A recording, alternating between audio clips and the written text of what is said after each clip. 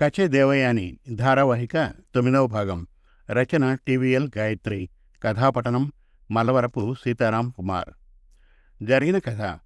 దేవతల గురువైన బృహస్పతి కుమారుడు కచుడు. మృత సంజీవని విద్య నేర్చుకోవడం కోసం అతడు శుక్రాచార్యుని వద్ద శిష్యుడిగా చేరుతాడు. కచుడు పట్ల ద్వేషంతో కొందరు దానవులు అతడిని హత్య చేసి మృతదేహాన్ని కాల్చి బూడిద చేసి ఆ బూడిదను మద్యంలో కలిపి శుక్రాచార్యుడి చేత తాగిస్తారు. శుక్రుడు కచుడికి మృత సంజీవిని విద్య నేర్పి తన పొట్ట చీల్చుకొని బయటకు రమ్మంటాడు. బయటకు వచ్చిన కచుడు శుక్రాచార్యుని బ్రతికిస్తాడు. తనను వివాహం చేసుకోమని కచుని కోరుతుంది దేవయాని. కచుడు అంగీకరించడు. ఇద్దరూ ఒకరినొకరు శపించుకుంటారు. కచుడు దేవలోకం వెళ్ళిపోతాడు.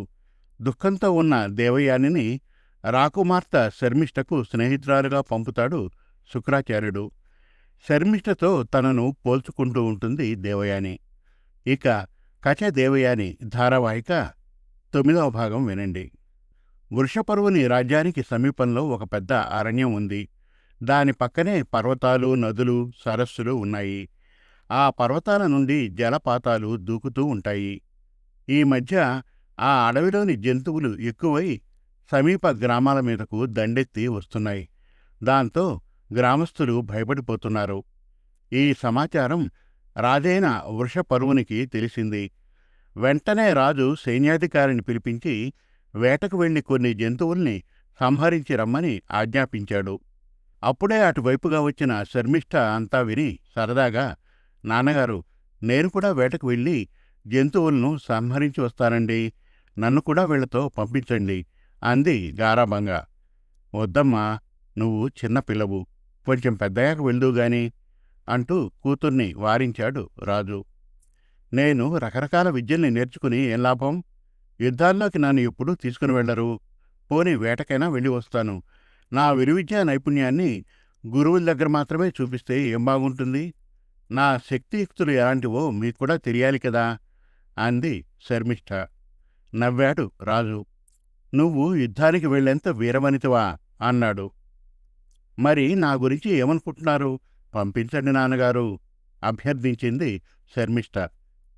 మేమందరము ఉన్నాం కదా, భయం లేదు మహారాజా, యువరాణి గారిని పంపించండి నవ్వుతూ చెప్పాడు సేనాధిపతి దీర్ఘదర్శి.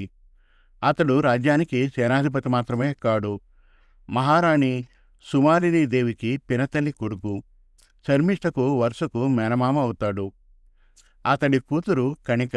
ఆమె ఎప్పుడూ శర్మిష్ఠతో పాటు ఆడుకుంటూ అన్ని విద్యలు నేర్చుకుంటూ ఉంటుంది. పిల్లల్ని జాగ్రత్తగా తీసుకుని వెళ్ళు దీర్ఘ.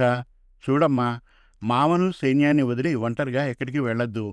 ఆడపిల్లలందరూ పురుష వేషాలతో వెళ్ళండి. ఆడపిల్లలు అడవికి వెళ్లారని శత్రువులకు తెలియకూడదు అంటూ జాగ్రత్తలు చెప్పాడు వృషపర్వుడు. సంతోషం వేసింది శర్మిష్ఠకు.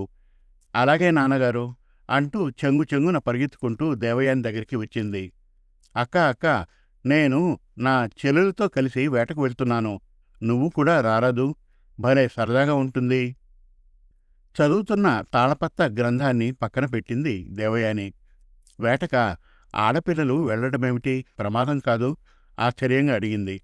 కాదక్క, మనతో పాటు సైన్యం కూడా వస్తుంది. మనమంతా పురుష వేషాల్లో తయారై వెళ్దాం, ప్రమాదమేమీ లేదు. మేమంతా వీర వనితలం కదా, మాకస్సలు భయం లేదు. వస్తావా మరి? ఉత్సాహంగా కళ్ళు తిప్పుతూ చెప్పింది శర్మిష్ఠ. నిరాసక్తంగా చూసింది దేవయాని. వద్దులే, నేను రాను. మీలాగా కత్తులు కటార్లు పట్టుకుని యుద్ధం చేయడం నాకు రాదు. కనీసం గుర్రపు స్వారీ అయినా చేతకాదు. మీతో పాటు వచ్చినా తర్వాత ఊరికే గుడారంలో కూర్చోవాలి. ఇక్కడ ఉండడమే నయం, మీరు వెళ్ళండి. నిరుత్సాహంగా మొహం పెట్టింది శర్మిష్ఠ. అక్క చెప్పింది నిజమే. తామంతా వేటకు వెళ్తే అక్క ఒక్కతే గుడారంలో ఏం చేస్తుంది? శర్మిష్ఠ చెల్లెలతో కలిసి బయలుదేరింది. ఆడపిల్లలందరూ కవచాలు కట్టుకున్నారు, శిరస్త్రాణాలు పెట్టుకున్నారు. పురుషుల్లాగే తయారై ఉత్సాహంగా గుర్రాలను అరణ్యం వైపు దౌడు తీయిస్తూ కదిలారు. ఇంకా ఉంది కచె దేవయాని ధారావాహిక 10వ భాగం త్వరలో. మరిన్ని చక్కటి కథల కోసం, కవితల కోసం, వెబ్ సిరీస్ కోసం మనతెలుగుకథలు.com విజిట్ చేయండి. Thank you.